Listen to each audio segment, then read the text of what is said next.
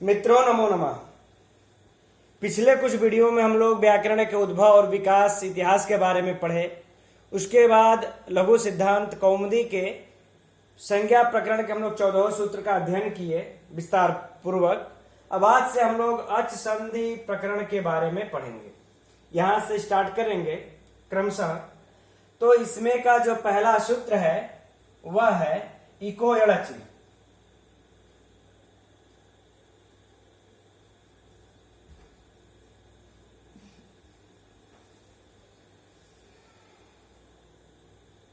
Eco यड़च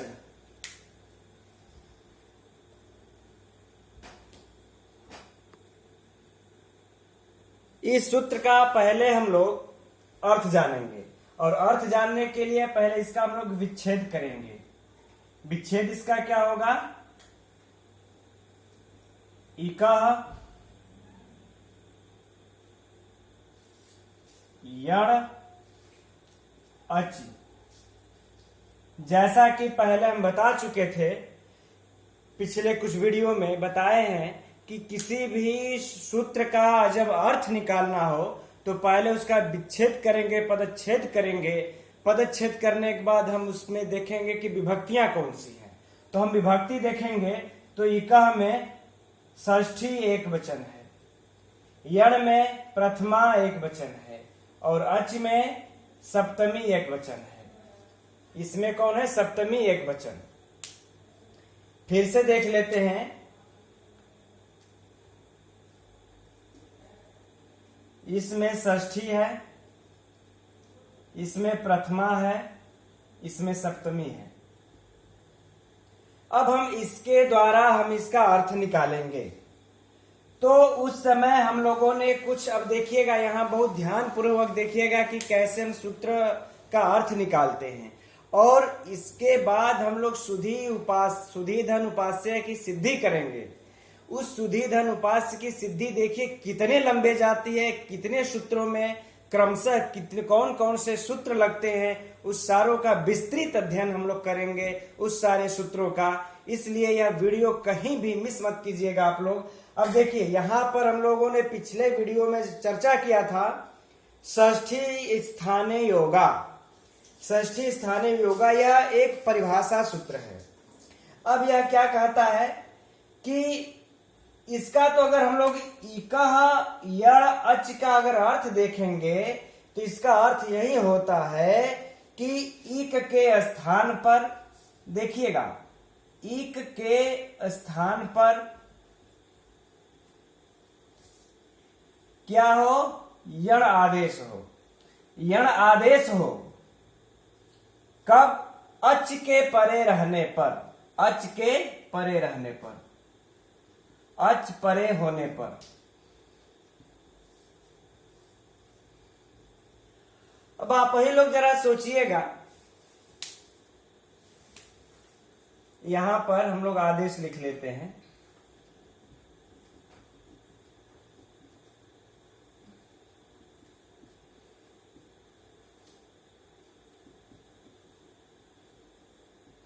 अब आप ही लोग जरा सोचिएगा कि इको यड़च बस इतना ही सा सूत्र है और इसकी परिभाषा ये इतनी बड़ी कैसे हो गई कि इक के स्थान पर यण आदेश हो अच परे होने पर। तो इसको जानने के लिए अब हम लोग इसकी विभक्ति के सूत्रों, इस सूत्रों के विभक्ति में जाएंगे। तो जैसे हमने कहा इका में षष्ठी विभक्ति है, तो इसके लिए एक सूत्र आता है षष्ठी स्थाने योगा। यह परिभाषा सूत्र है। यह बताता है सूत्रों के बारे में। तो यह कहता है कि इस षष्ठी विभक्ति का अर्थ स्थान पर ऐसा करना चाहिए। अर्थात पाणिनि के अष्टाध्यायी में जितने भी सूत्र अगर षष्ठी में कहे होंगे, इसका अर्थ हो जाता है कि षष्ठी के स्थान, ये स्थाने योगा, यानी षष्ठी से जो निर्दिष्ट जो पद होंगे उसका अर्थ हम स्थान ले लेंगे।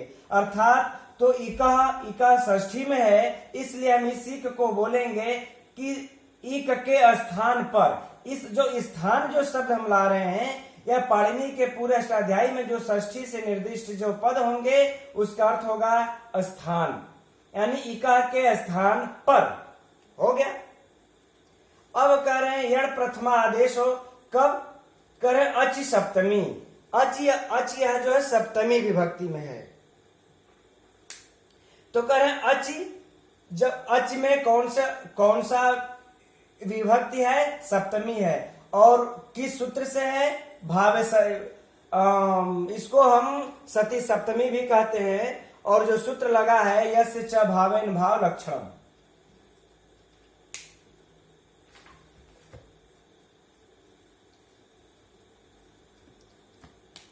इसमें किस सूत्र से हुआ है या परीक्षा का भी विषय है, इसलिए इसको याद रखिएगा आप लोग। यस्य च भावेन भाव लक्षणम, यह सूत्र क्या कहता है, इसको यदि जानना होगा तो हम लोग जब कारक प्रकरण जब पढ़ेंगे तो इसका विस्तृत अध्ययन कर लेंगे। फिलहाल आप लोग इतना ही जानिए कि अच में सप्तमी विभक्ति है। यस्य च भावेन भाव लक्षणम से इसमें सप्तमी विभक्ति हुई है। और इस सूत्र से जिसमें लगता है उसे हम भावे सप्तमी भी कहते हैं। भावे सप्तमी या फिर सती सप्तमी भी कहते हैं। ठीक, इसको हम सती सप्तमी भी कह सकते हैं। इसलिए यह परीक्षा का भी विषय है, परीक्षा का भी प्रश्न है। अच में कौन सी विभक्ति है? सप्तमी। किस सूत्र से हुई है? यस्य च भावेन भाव लक्षणम। और इसको हम और कौन सी विभक्ति कह सकते हैं? भावे सप्तमी या फिर सती सप्तमी भी कहते हैं। तो सप्तमी का जिसमें भी होता है, सप्तमी का चिन्ह ही क्या होता है? में, पर, पे, यही होता है। तो अच अर्थात अच पर अर्थात बाद में परे होने पर यह अर्थ दे दिया अच से। तो हमने इकह यण अच यह अर्थ लगा लिया कि इक के स्थान पर षष्ठी में होने के कारण षष्ठी स्थानीय होगा से इसका अर्थ निकलता है इक के स्थान पर। कब करे? अच परे होने पर क्या होता है? यण आदेश हो जाता है। यण क्या हो जाता है? आदेश हो जाता है। ठीक है, लेकिन कब? संहिता के विषय में। तो यहां पर हम लोगों ने इतना पढ़ लिया। अब देखिए संहिता, तो यहां पर एक अनुवृत्ति चली आती है। अनुवृत्ति किसकी आ जाती है? कहते हैं संहितायाम। संहितायाम की अनुवृत्ति आ जाती है, संहितायाम। अब इसका हम लोग पूरा अर्थ निकालेंगे। जब पूरा अर्थ निकालते हैं तो अर्थ आता है कि इक के स्थान पर यण आदेश हो, अच परे होने पर संहिता के विषय में, संहिता के विषय में। यह इसका पूरा अर्थ हो गया। अब हम लोग इको यणच का अर्थ हम उम्मीद करते हैं कि आप लोग समझ गए होंगे। संहिता का विषय होने पर इक के स्थान पर अच आदेश, यण आदेश हो अच परे होने पर। अब इसका हम लोग एक उदाहरण देख लेते हैं। अब ये संहिता क्या होता है, हम लोगों ने इतना तो अर्थ जान लिया, लेकिन अब ये संहिता क्या होता है, संहिता के विषय होने पर इसके लिए हम लोग थोड़ा सा एक बार समझ लेते हैं। तो यह कहा गया है संहितैक पदे नित्या धातु उपसर्गयो नित्या समासे वाक्य तु सा विवक्षाम पेक्षते। इसको एक बार लिख लेते हैं हम लोग। यह श्लोक लिख लिए हम लोग। अब देखिए कि संहिता का विषय कहाँ कहाँ होता है। तो संहितैक पदे, एक पदे अर्थात कि एक पद होने पर संहिता का विषय होता है, वहां संधि आवश्यक होती है।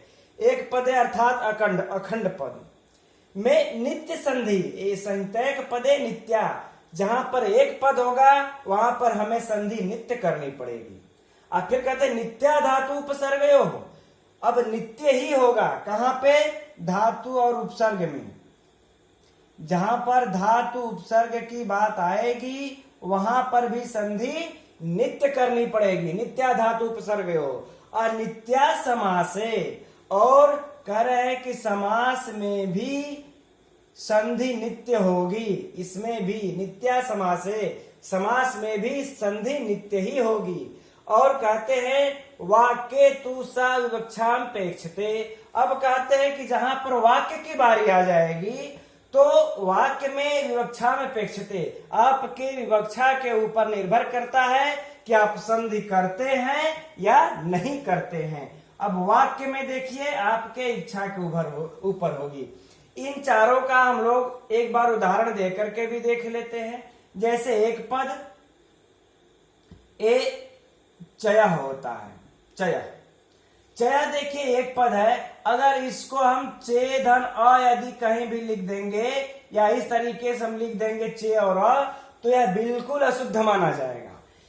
यह यहाँ पर संधि हमें बिल्कुल यह अखंड पद है, इसमें संधि नित्य ही करनी है। अगर हम किसी चे अ अगर लिख करके किसी की भी रचना कोई भी करते हैं तो वह अशुद्ध मानी जाएगी। इसी प्रकार से चया जया आदि को समझ लेना चाहिए। धातु उपसर्ग का उदाहरण देख लेते हैं। प्र धातु है, प्र उपसर्ग है और एति धातु है। यहां पर देखिए एक उपसर्ग है और एक धातु है। जब यहां पर ऐसी बात आ जाए तो हमें संधि नित्य ही करनी चाहिए और यह संधि करके बनेगा प्रैति। अब इसे ही शुद्ध माना जाएगा। यह बिल्कुल इस तरीके से प्र एति करके अगर कुछ हम लिखते हैं तो यह बिल्कुल अशुद्ध माना जाएगा। अब अगली बात आती है कि समास, जहां पर समास हो, जैसे गजानाम इंद्र, यह समास है। तो हम कहे तो यहां पर समास जब उपस्थित हो जाए तो हमें यहां पर भी हमें संधि अवश्य कर लेनी चाहिए गजेंद्र, यानी समास में भी हमें नित्य संधि करनी है। अब जैसे बात आ गई वाक्य की, तो वाक्य में हम संधि करेंगे तो भी चलेगा और नहीं करेंगे तो भी चलेगा। जैसे देखिए हम वाक्य में कह रहे हैं नाहम वेद्मि, नाहम वेद्मि,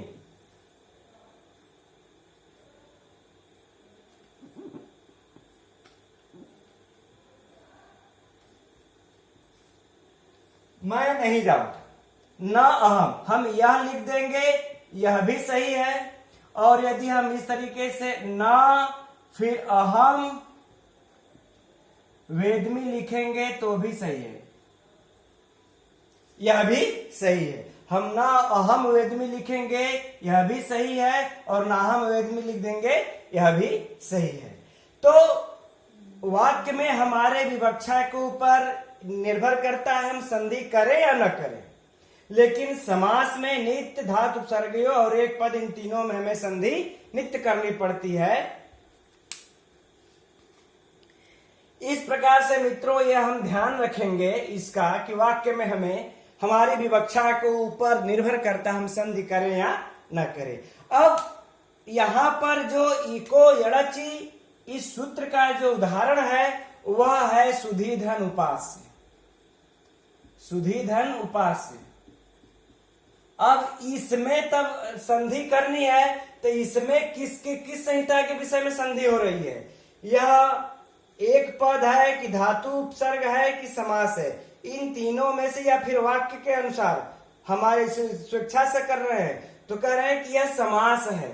सुधीधन उपास्य में सुधी भीरूपास्य इस तृतीया तत्पुरुष समास में से इससे करने के कारण संहिता उपस्थित हो जाने के कारण हम यहाँ पर सुधीधन उपास्य में संधि करेंगे।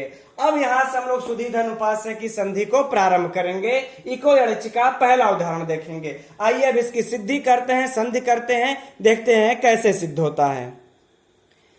इस सुधीधन उपास्य में समास हुआ है, अतः यहाँ पर संधि नित्य होगी। अब आइए हम लोग देखते हैं, इसको पहले अलग अलग करके समझ लेते हैं। स धन उ, स में से हमने उ निकाल लिया, उ धन ध, ध का दीर्घ इकार अलग, धन उ, धन पास से लिख देते हैं आगे। पास का प प को भी अलग ही कर लेते हैं, समझने में सुविधा रहेगी।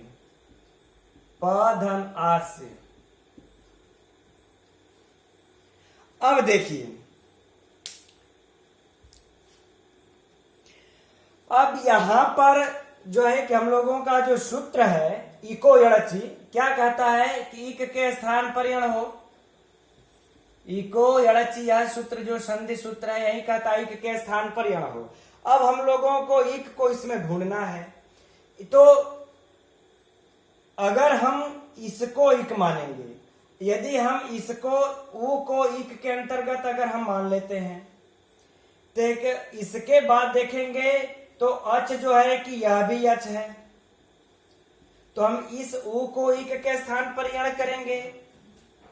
या फिर अगर हम ई को ही अगर हम इक मान लें, इसके परे ऊ अच है, इसके स्थान पर इक के स्थान पर हम यण करेंगे। या हम ऊ को इक मान लें तो इसके परे प के बाद यहां पर एक अच हमें प्राप्त होता है आ, तो जो यह अच आ प्राप्त होता है इस ऊ के स्थान पे इक के स्थान पे अण करेंगे। तो हमें इक अगर देखा जाए तो ऊ ई और ऊ, फिर से हमें 3 इक मिलते हैं, और इन तीनों इक के स्थान पर आखिर में हम कहां पर यण आदेश करेंगे, या तो इस इको यणचि में पाणिनि जी ने तो लिखा ही नहीं, तो अब यहां पर हमें कंफ्यूजन होगा। तो उसके लिए यह आगे सूत्र लिखते हैं। इस समस्या को एक बार फिर से समझ लीजिए। इस इक को यदि हम यण करते हैं तो इसके परे दीर्घ इकार अच विद्यमान है, लेकिन यह अच है तो इक के अंतर्गत भी तो आता है। तो इस इक को यदि हम यण करते हैं तो इसके परे उकार यच अच विद्यमान है। यदि हम इसको इक मानेंगे वो भी तो यह इक के अंतर्गत आता है। यदि हम इसको इक मानेंगे तो इसको परे आकार जो है यह अच विद्यमान है। तो किस इक को हम यण करेंगे इन तीनों में से? तो उसके लिए यह अगला सूत्र देते हैं, तस्मिन् नीति निर्दिष्टे पूर्वस्य। मित्रों, यह बहुत ही कठिन और रहस्य की बात है। पाणिनि जी ने जो लिखा है इसको कहीं से भी मिस्टेक मत कीजिएगा देखने में और समझने में आप लोग। और यदि नहीं समझ में आता है इस वीडियो से हमारी, आप लोग हमें कमेंट कीजिएगा, कमेंट में लिखिएगा, हम वहां पर समझाएंगे इस चीज को पुनः फिर से। तो देखिए, अब तस्मिन् नीति निर्दिष्टे पूर्वस्य यह सूत्र है। हमको यह इस सूत्र से से स्पष्ट नहीं है किस इक के स्थान पर यण करना है। तो देखते हैं, तो यह कहते हैं तस्मिन् इति। तस्मिन् में देखिए कौन सी विभक्ति है? सप्तमी, 7वीं विभक्ति है। तो यह कहते हैं कि सप्तम्यंत के निर्देश से जो क्रियमाण कार्य है अन्य वर्णों के व्यवधान से रहित पूर्व के स्थान पर होना चाहिए। यह भी हमारा परिभाषा सूत्र ही है। यह भी कौन सा सूत्र है? परिभाषा सूत्र है। किस सूत्र के समान? षष्ठी स्थाने योगा के समान। यह बता रहा है, यह सूत्र यह बता रहा है कि आपका सूत्र कैसे लागू होगा। तो इसके लिए यह कहता है, यहां पर देखिए निर्दिष्टे, यह निर्दिष्टे जो पद है वह विशेषण है। यह परीक्षा का भी प्रश्न है, इसे याद रखिएगा। यह विशेषण है। किसका विशेषण है? तस्मिन् का। तस्मिन् का विशेषण है। तस्मिन् क्या हुआ? विशेष से हुआ। यह बहुत ही डीपली नॉलेज है, इसे आप लोग स्मरण रखिए। तो कह रहे हैं कि और इसमें इसका निर्दिष्टे पद का, यहां पर थोड़ा सा समय लेना चाहेंगे। कह निर्दिष्टे पद का यदि हम लोग अलग अलग करके देखें तो निर यह शब्द आता है। निर का अर्थ होता है निरंतर। निर का अर्थ क्या होता है यहां पर? निरंतर। और यहां पर दिष्टे जो है दिस धातु का है। यहां पर जो दिस धातु का जो अर्थ होगा उच्चारण करना। उच्चारण करना। अब देखिएगा अब कैसे इसका अर्थ निकलता है। तो कह रहे हैं कि निरंतर उच्चारण होने पर, इसका निर्दिष्टे का पूरा अर्थ क्या होगा? निरंतर उच्चारण करने पर। यहां पर इसमें भी देखिए, तस्मिन नीति में सप्तमी है, निर्दिष्टे में भी सप्तमी है, इन दोनों में भी यस च भावेन भाव लक्षणम से सप्तमी विभक्ति हुआ है और इसे भी हम भाव सप्तमी या सती सप्तमी कहते हैं। अब इसका हम लोग पूरे का अर्थ समझते हैं। तो इसका अर्थ यह हुआ कि तस्मिन नीति इको यणच आदि सूत्र में स्थित, जो हमारा इको यणच आदि सूत्र है इसमें जो स्थित अच है, इसमें क्या है, इको यणच सूत्र में क्या स्थित है, अच। यह जो अच विद्यमान है इस सूत्र में, तो यह इस अच में भी सप्तमी है और इस तस्मिन नीति में भी सप्तमी है, इसलिए तस्मिन से संबोधित सप्तमी को करके इस अच को संबोधित किया गया है। तो इसका अर्थ यह हो जाएगा, तस्मिन नीति का अर्थ हम बता रहे हैं अभी, तो करें इको यणच आदि सूत्रों में स्थित जो अच आदि विद्यमान है, जो अच आदि सप्तम्यंत पद विद्यमान है, उन पदों के अर्थों को निर्दिष्ट निरंतर उच्चरित होने पर, निर्दिष्ट अर्थात निरंतर उच्चरित होने पर पूर्वस्य उसके पूर्व वाले, उसके पूर्व के स्थान पर कार्य होता है। तो यहाँ पर हम लोगों की समस्या तो यही थी कि किस हिक के स्थान पर यण किया जाए। तो यह समस्या के लिए यह सूत्र लिखते हैं कि जो सप्तमी से कह दिया गया हो तस्मिन नीति, अर्थात कि इको यणच आदि सूत्र में स्थित जो अच, यह सप्तमी है, अच आदि में स्थित जो सप्तम्यंत पद हैं, इनसे इनके निरंतर निर्दिष्ट उच्चरित होने पर, जब निरंतर उच्चरित किए जाएं, ऐसे अच के पूर्व वाले वर्ण को आदेश हो, कार्य हो, चाहे जो भी हो। तो अब यहां पर हम यह देखेंगे कि यहां पर ऐसा कौन सा अच है, क्योंकि यहां पर तो बहुत सारे अच हैं, उकार है, इकार है, फिर उकार है, फिर आकार है। तो यहां पर हम यह देखेंगे कि ऐसा कौन सा अच है जिसके पूर्व कोई व्यवधान नहीं है, वह निरंतर उच्चरित हो रहा है। एक बार इसको साफ करके फिर समझते हैं। तो हमें तस्मिन निर्दिष्ट सूत्र के द्वारा हमें पता चल गया कि जो व्यवधान से रहित अच सप्तम्यंत पद हो उसके पूर्व में हमें यण आदेश करना है। अब इसमें देखिए, इको यणच में सप्तम्यंत जो पद है वह कौन है, अच। यह अच सप्तम्यंत पद है। अब यहां पर सुधी धन उपास्य में स के बाद उकार है, फिर इकार है, यह भी अच है, यह भी अच है और आ भी अच है। अब इनमें से यह सब तो सप्तम्यंत है, जितने अच हैं, इको यणच सूत्र में अच सप्तमी है। अब इस सप्तमी में अब जो अच होंगे वो सप्तमी होंगे। तो यह उकार, इकार, उकार, फिर आकार, यह सभी क्या हुए, सप्तम्यंत पद हैं। लेकिन हमें इसमें से ऐसे सप्तम्यंत पदार्थ को चुनना है जिससे अव्यवहित पूर्व इक हो, हम उसी इक के स्थान पर ही यण करेंगे। अब बातें समझ में आ गई होंगी कि अर्थात इनके कहने का भाव यह है कि इसमें से हम ऐसे सप्तम्यंत पद को चुनेंगे, अच को चुनेंगे जिससे अव्यवहित पूर्व युक हो, उसमें कहीं भी व्यवधान न हो। यदि अब देखिए, ऐसा यदि हम अच ढूंढेंगे तो ऐसा सप्तम्यंत पदार्थ यहाँ उपास्य में यह जो ऊ है इसके अलावा और कोई हो ही नहीं सकता। क्यों?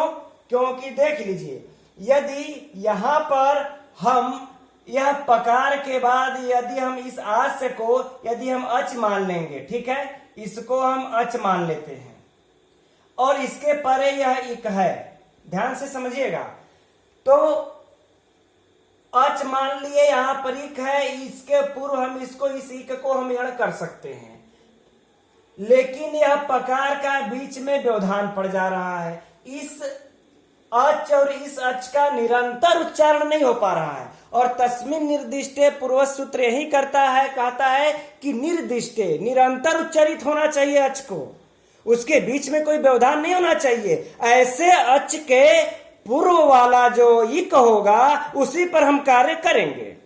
तो यहां पर देखिए कि क्या हो रहा है कि यहां पर यह अच तो है, लेकिन इस अच से पूर्व इक भी मिला, लेकिन बीच में इस प का व्यवधान है। इस प्रकार के व्यवधान के कारण हम इस उकार को इक अच नहीं कर सकते। अगर हम इसको हम जो है कि मान लें अच, इसके पूर्व में इसको इक मान लेते हैं। चलिए, तो अब क्या होता है कि इसके बीच में भी तो ध का व्यवधान है, हम इसके भी इक को यण नहीं कर सकते, क्योंकि इसके बीच में भी यहां पर इस इक को हम कोई कार्य नहीं कर सकते, क्योंकि बीच में धकार का व्यवधान आ गया।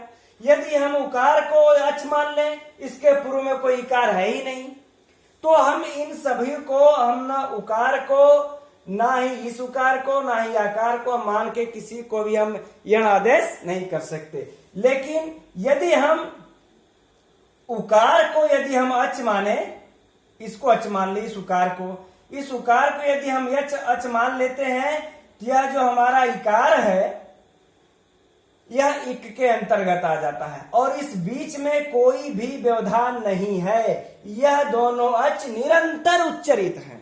अब निरंतर उच्चरित हैं, तो निरंतर उच्चरित होने पर जो बाद वाला जो अच होगा, इसके पूर्व ही यह आदेश होगा, इसके पूर्व ही यह कार्य होगा। तो अब हमें इतना स्पष्ट हो गया, इस उकार के बाद, इस उकार के पहले इस इकार पर हमें यण आदेश कर देना है, इस इक पर यण आदेश कर देना है। यह अब हमें स्पष्ट हो गया।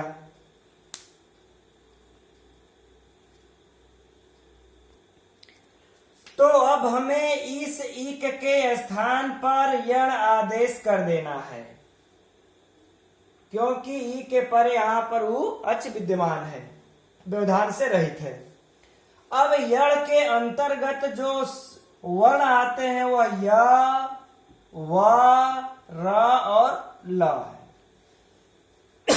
यह चार वर्ण आते हैं। अब इन चारों वर्णों में से हम किसको ई के जगह पर रखेंगे, यह तो कहीं सूत्र में स्पष्ट है ही नहीं। अब यहां पर हमको संशय उत्पन्न होता है, तो इस संशय को दूर करने के लिए अब एक सूत्र आता है स्थानेंतरतमः। स्थानेंतरतमः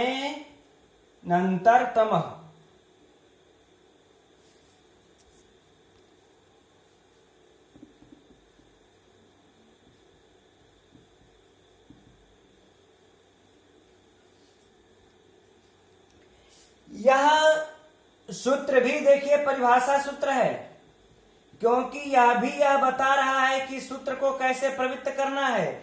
यहां पर सूत्र समझ में नहीं आ रहा है कि यहां पर किसको हम इक को कौन सा यण करेंगे, कौन सा वर्ण को लिखेंगे, तो यह बता रहा है आकर के, इसलिए यह भी परिभाषा सूत्र है। तो यह कहता है कि प्रसंग अर्थात प्रसक्ति जब ज्यादा की हमें प्राप्ति हो जाए तो हमें अत्यंत सदृश वाला आदेश होता है। ठीक है, तो अब इसके भी अर्थ को थोड़ा सा हम व्याख्या कर देते हैं। स्थाने का मतलब होता है स्थान पर, देख लीजिएगा ध्यान से, स्थान पर। यहां पर है अंतरतमः, इस अंतर का अर्थ होता है सदृश, अंतर का अर्थ होता है सदृश,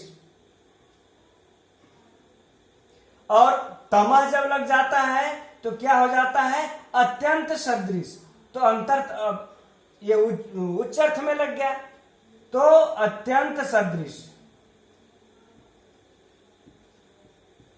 ठीक, तो कहते हैं जहां पर अत्यंत सदृश वर्ण उपस्थित हो जाए, क्षमा कीजिएगा, जहां पर अगर कई वर्ण प्राप्त हो तो वहां पर जो अत्यंत सदृश वाले होंगे उन्हीं को आदेश प्राप्त होता है।